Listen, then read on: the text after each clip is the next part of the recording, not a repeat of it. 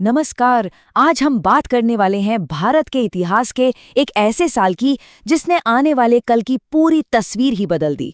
वो साल था 1857, जब भारत में ब्रिटिश हुकूमत के खिलाफ पहली बार एक बड़ी और संगठित आवाज उठी। ये एक ऐसा पल था जिसने देश के भविष्य की नींव रखी। पर रुकिए, ये सब कुछ अचानक नहीं हुआ था। सोचिए, क्या होता है जब 100 साल से दबा हुआ गुस्सा एक ज्वालामुखी की तरह फट पड़ता है। 1857 का ये संग्राम उसी 100 साल के असंतोष और गुस्से का नतीजा था। तो चलिए थोड़ा पीछे चलते हैं और समझते हैं कि इसकी जड़ें कहाँ थीं। ईस्ट इंडिया कंपनी को भारत पर राज करते हुए लगभग 100 साल हो चुके थे, और इन 100 सालों में उनके शासन ने भारतीयों के मन में हर तरफ से एक गहरी नाराजगी भर दी थी। ये असंतोष अंदर ही अंदर सुलग रहा था। अब देखिए, इस विद्रोह के पीछे कोई एक वजह नहीं थी, ये कई सारी चीजों का नतीजा था। कुछ वजह तो दशकों से पनप रही थी और फिर बस एक तात्कालिक घटना ने चिंगारी का काम कर दिया। तो आइए एक एक करके इन कारणों को समझते हैं। तो सबसे पहले बात करते हैं राजनीतिक कारणों की। लॉर्ड डलहौजी की डॉक्ट्रिन ऑफ लैप्स या हड़प नीति एक बहुत बड़ी वजह थी। इस नीति के हिसाब से अगर किसी राजा का अपना बेटा नहीं होता था तो उसका राजपाट सीधे अंग्रेजी हुकूमत में मिला लिया जाता था। सतारा, झांसी, नागपुर और अवध जैसे बड़े बड़े राज्य इसी तरह अंग्रेजों के कब्जे में चले गए। सोचिए, भारतीय शासकों में कितना गुस्सा भरा होगा। सिर्फ राजा महाराजा ही नहीं, आम लोग भी परेशान थे। अंग्रेजों की नीतियों ने भारत के छोटे मोटे धंधों को चौपट कर दिया था। किसानों पर इतने भारी टैक्स लगा दिए गए कि उनकी जमीनें तक छीन ली गईं। ऊपर से लोगों में ये डर भी फैल रहा था कि अंग्रेज उनके धर्म और रीति रिवाजों को खत्म करके उन्हें जबरन ईसाई बनाना चाहते हैं। और सबसे बड़ी विडंबना ये थी कि जो भारतीय सिपाही कंपनी की सेना की रीढ़ की हड्डी थे, वो खुद ही सबसे ज्यादा नाराज थे। उन्हें कभी कोई ऊंचा पद नहीं मिलता था, गोरे सिपाहियों के मुकाबले वेतन भी कम था, और तो और उनके धार्मिक चिन्हों जैसे पगड़ी या तिलक लगाने पर भी पाबंदी लगा दी गई थी। और जब अवध पर कब्जा हुआ तो ये गुस्सा और बढ़ गया, क्योंकि सेना के बहुत सारे सिपाही अवध के ही थे। तो माहौल आप समझ ही रहे हैं, पूरी तरह से तैयार था। राजनीतिक, आर्थिक, सामाजिक, सैन्य, हर तरफ से गुस्सा उबल रहा था। बस एक चिंगारी की देर थी, और वो चिंगारी आई एक सिपाही और एक नई राइफल से। वो तात्कालिक कारण बनी एनफील्ड राइफल। इस नई राइफल का जो कारतूस था, उसे बंदूक में डालने से पहले दांत से काटना पड़ता था। और देखते ही देखते ये अफवाह आग की तरह फैल गई कि इन कारतूसों पर गाय और सूअर की चर्बी लगाई गई है। अब ये हिंदू और मुस्लिम दोनों ही धर्म के सिपाहियों के लिए उनके धर्म का अपमान था, और यही वो आखिरी चोट थी जिसने उनके सब्र का बांध तोड़ दिया। और इस दबे हुए गुस्से को, इस चिंगारी को आग में बदलने का काम किया एक शख्स ने, मंगल पांडे, 34वीं बंगाल नेटिव इन्फेंट्री के एक 29 साल के नौजवान सिपाही। तो हुआ ये कि 29 मार्च 1857 को बैरकपुर में मंगल पांडे ने उन कारतूसों को इस्तेमाल करने से साफ मना कर दिया और अपने अंग्रेज अफसरों पर हमला बोल दिया। अंजाम, उन्हें फौरन पकड़ लिया गया और सिर्फ 10 दिन के अंदर 8 अप्रैल को उन्हें फांसी दे दी गई।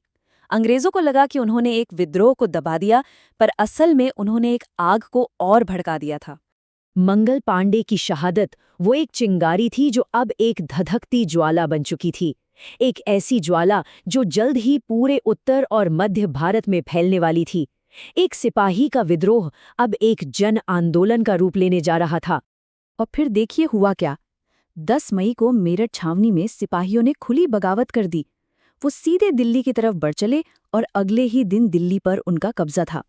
और फिर तो जैसे एक लहर सी चल पड़ी। जून आते आते लखनऊ, कानपुर, झांसी, हर जगह ये आग फैल चुकी थी। अब इस बगावत को एक चेहरा चाहिए था, एक लीडर। तो विद्रोहियों ने दिल्ली में 82 साल के मुगल बादशाह बहादुर शाह जफर को हिंदुस्तान का सम्राट घोषित कर दिया। इससे हुआ ये कि इस पूरे विद्रोह को एक पहचान मिल गई और दिल्ली इसका सबसे बड़ा केंद्र बन गया। इस विद्रोह में सिर्फ सिपाही नहीं थे, कई बड़े बड़े नाम सामने आए। लखनऊ में कमान संभाली बेगम हजरत महल ने, झांसी में तो रानी लक्ष्मीबाई ने मोर्चा खोल दिया, दिल्ली में जनरल बख्त खां थे और कानपुर में नाना साहब के साथ थे तात्या टोपे। इन सब ने मिलकर अंग्रेजों को कड़ी टक्कर दी। बेगम हजरत महल की ये बात सुनिए, इससे आपको समझ आएगा कि ये लड़ाई सिर्फ जमीन की नहीं थी, वो पूछ रही थी कि अंग्रेजों के राज में धर्म की स्वतंत्रता कहाँ है। मतलब साफ था, ये लड़ाई अपनी संस्कृति, अपने धर्म और अपनी पहचान बचाने की भी थी। इतने बड़े पैमाने पर फैलने के बावजूद ये विद्रोह कामयाब नहीं हो पाया। अंग्रेज इसे दबाने में सफल रहे। तब सवाल ये उठता है कि ऐसा क्यों हुआ और इसके बाद क्या बदला? ये सवाल बहुत जरूरी है। जब इतना गुस्सा था, इतने लोग साथ थे, तो फिर चूक कहाँ हो गई? ये विद्रोह नाकाम क्यों हुआ? देखिए, इतिहासकार इसकी कई बड़ी वजह बताते हैं। कुछ ऐसी कमजोरियां थीं जो विद्रोहियों पर भारी पड़ गईं। चलिए इन पर एक नजर डालते हैं। सबसे बड़ी दिक्कत तो ये थी कि कोई एक सेंट्रल लीडर नहीं था। सब अपने अपने इलाकों में लड़ रहे थे, लेकिन कोई एक साथ मिलकर प्लान नहीं बना रहा था। साथ ही ये विद्रोह पूरे भारत में नहीं फैला और अंग्रेजों के पास हमसे बेहतर हथियार और टेक्नोलॉजी थी।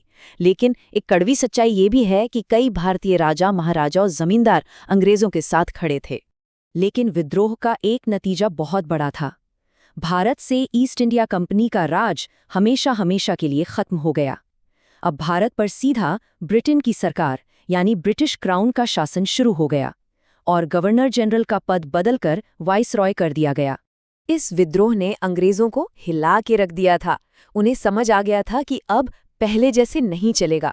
उन्होंने अपनी नीतियों में कई बदलाव किए, जैसे सेना को दोबारा से बनाया गया, राजाओं को भरोसा दिया गया। लेकिन सबसे अहम बात, इस विद्रोह ने भले ही वो सफल ना हुआ हो, पर इसने पूरे भारत में एक राष्ट्रवाद की भावना जगा दी। वो चिंगारी जो आगे चलकर आज़ादी की लड़ाई का आधार बनी। उस वक्त के वाइसराय लॉर्ड कैनिंग ने खुद ये बात मानी थी। उन्होंने कहा था कि ये शासक तो हमारे लिए बांध की तरह थे, वरना हम तो इस तूफान में बह ही गए होते। मतलब वो भी जानते थे कि ये विद्रोह कितना जबरदस्त था, और अगर कुछ भारतीय शासकों ने उनका साथ न दिया होता तो नतीजा कुछ और हो सकता था। तो आखिर में 1857 को सिर्फ एक नाकाम विद्रोह कहना ठीक नहीं होगा। असल में ये भारत की आज़ादी की लंबी लड़ाई का पहला बड़ा और संगठित अध्याय था। ये वो चिंगारी थी जिसने आज़ादी की उस आग को जलाया जो 90 साल बाद भारत को आज़ाद कराने वाली थी। ये एक अंत नहीं, बल्कि एक नई और निर्णायक शुरुआत थी।